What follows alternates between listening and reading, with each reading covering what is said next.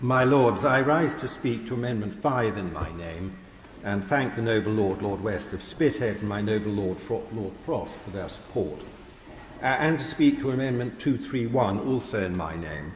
Before doing so, may I say that since I joined your Lordship's House, my entry in the Register of Interests has shown my membership of the Advisory Board of Sterling Infrastructure Partners, a relatively new corporate advisory boutique.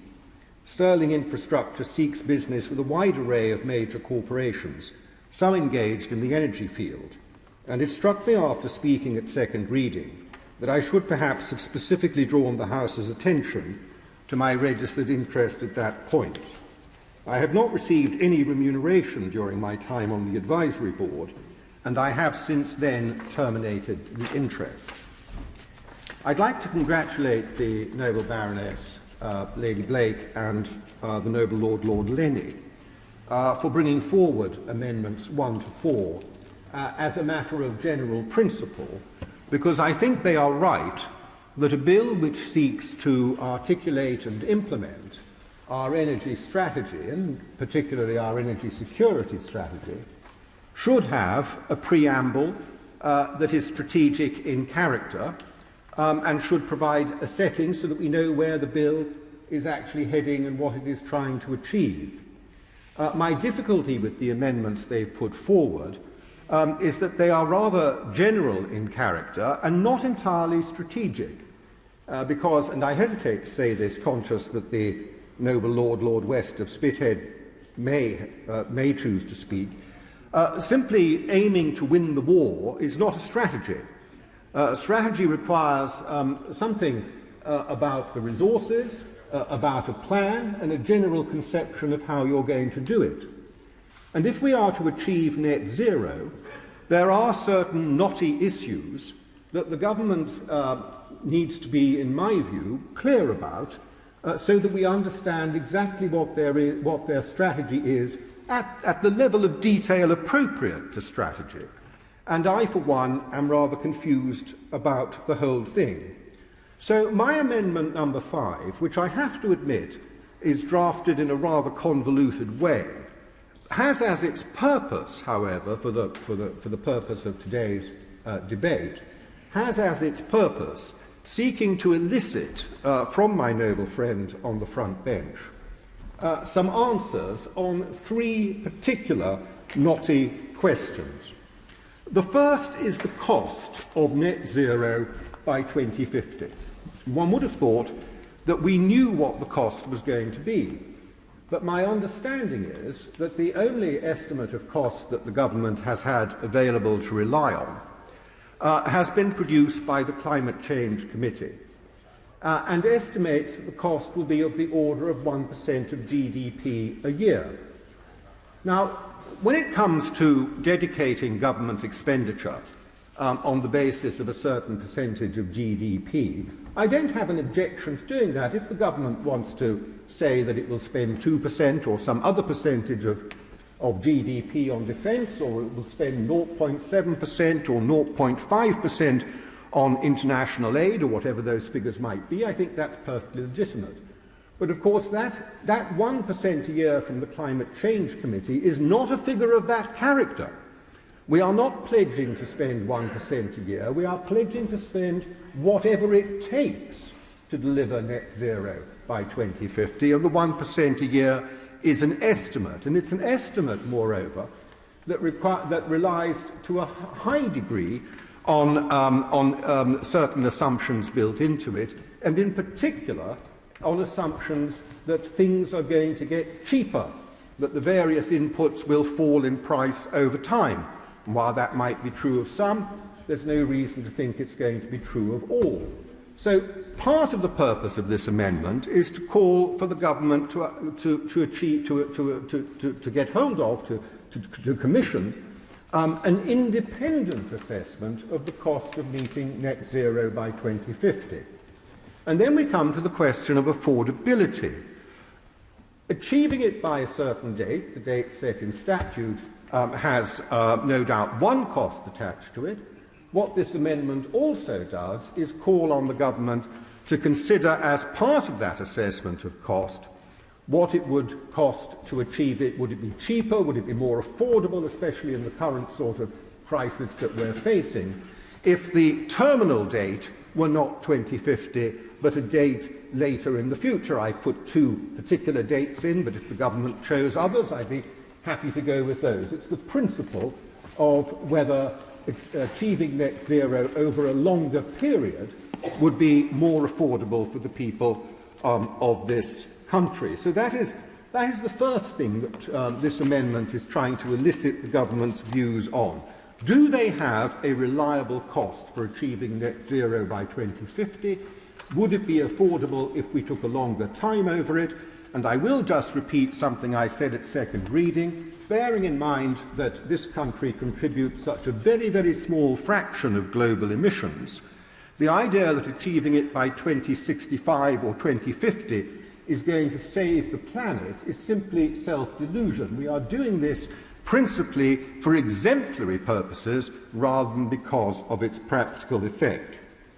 The second issue I wanted to raise is that I look at the government's existing strategies, in particular the energy security strategy, the 10-point plan and so forth, and I find, and I don't wish to cause the slightest difficulty or embarrassment to my noble friend on the front bench, but I do find them again rather weak in terms of strategic content. I also find them weak in terms of cost assessment. What are they going to cost?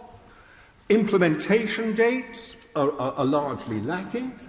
And then finally, what I'm suggesting here is that we need to know also the relative contribution each of the government's proposed measures is going to make to achieving net zero, because some might be very significant and others not, but we don't understand that from the documents that have been produced. So that is the second purpose of this amendment, and I do believe that's a very important strategic question, and I hope that my noble friend will be able to say something. The third point is to do with this crucial issue that I did raise at second reading of dealing with the intermittency of renewable sources. What do you do when the wind isn't blowing? What do you do when the sun isn't shining? Now, an obvious source to use to make up for that at the moment is to use gas. And that is largely what we do. Are we going to continue using gas? That's one option. I quoted Professor Sudhita Helm at second reading saying that that does make the gas expensive in itself because it's a very inefficient way of using gas to sort of switch it on and switch it off all the time, and it increases the costs. But is that the strategy? When I said that at second reading, the noble Baroness Lady Bennet of Manor Castle drew my attention to a recent report from a Finnish university which said that intermittency could be dealt with without recourse to gas. And afterwards she very kindly gave me a link to it, and I've studied it. The solution suggested by them, and it's not unique to them, I think it's fairly widespread, is that the intermittency should be dealt with by way of battery power. That is, that when the wind is blowing and you don't need the electricity, you charge up the batteries, and then when it stops blowing, and it's the same for solar, it stops blowing, you take the electricity out. Now, that seems to me plausible at one level. Maybe that is the solution that the government is coming to. There is stuff about batteries in the bill. But it does raise questions about the minerals, the environmental consequences of extracting the minerals needed for the batteries, and about their disposal, as well as about their siting and so forth. Is the government able to tell us what role they see for batteries, if it is to be batteries, or maybe it's not to be batteries, in dealing with intermittency? The third suggestion I've heard is that pumped water should be used. This involves using surplus electricity to pump water up so that when you need it, it falls down again. And I believe there are some installations that do that, some of them, one of them indeed hidden inside a mountain in Snowdonia, and I believe there are a couple to be built in Scotland shortly. My understanding is that they produce very, very little power indeed. They're a very interesting idea, Is it the government's intention to be rolling them out at scale? What is the cost? Where are they to be sited? These, I think, are things that before we give the government these powers, we should have some indication on. And I note that there is stuff in the bill on exactly this. And then finally, I've heard that you should be using the surplus power to produce hydrogen. But that, of course, then assumes that there is a distribution network for the hydrogen that will take it where it's needed when the wind isn't blowing. So there are serious potential solutions to this problem. All of them have costs, both financial and environmental. Which does the government prefer? And then finally, my Lords, because I've spoken quite long enough, I'm going to come to Amendment 231 in my name, which asks a question which has been on many people's lips over the last few weeks, and that is, how do we price wholesale electricity? Now, at the moment, as I think noble Lords will be aware, the price paid to generators is the price of the highest input needed to achieve the demand that exists in the system in a particular half-hour period. And that has become gas in recent weeks and months. So everybody, whatever they're using to produce electricity, be it wind or solar or whatever, is receiving the same price as gas. Now, to be perfectly honest, of course, to be perfectly clear, not everybody is, because many of those producers will have entered into a contract for the difference, a swap arrangement, with a government-owned company, which means effectively they have a guaranteed price. And it doesn't matter what the price is in the pool. It doesn't matter what the price is in the pool.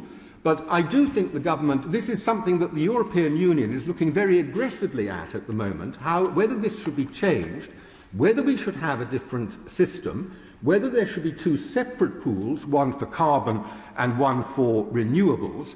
And these are all things I'd like to hear the Minister say something on. I will sympathise with him. Today is the last day of the current administration. Tomorrow there will be a new Prime Minister.